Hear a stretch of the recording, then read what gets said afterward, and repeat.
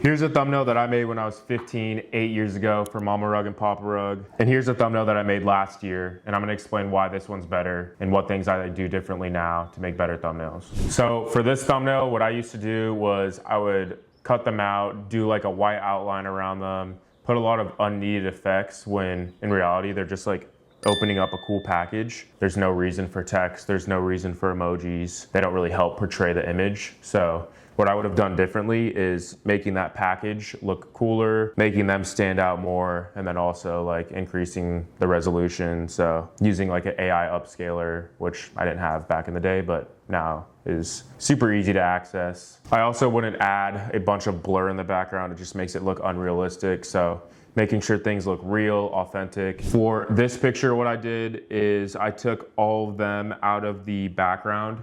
I wanted to portray more of like a basketball looking in a gym type of scene. So I took them out, put them in that, and then put a little Versus logo, and also made sure that everybody was wearing a jersey in the thumbnail to also elaborate that they're playing basketball versus each other, and it's like a 2-on-2 type of video. This thumbnail is gonna be a lot easier to comprehend when you're scrolling through it really quickly. You're gonna look and be like, oh, they're playing basketball. They're very well-known creators, so anybody who watches them will probably end up clicking on it. The main two differences between those thumbnails isn't necessarily the skill in like as a designer, right? The thing that matters the most is just portraying what your video is as quick as possible. So this image is just gonna be quicker to understand what's actually happening in the video versus a video with, or a thumbnail with a bunch of emojis and text, and the main object in the thumbnail isn't as clear.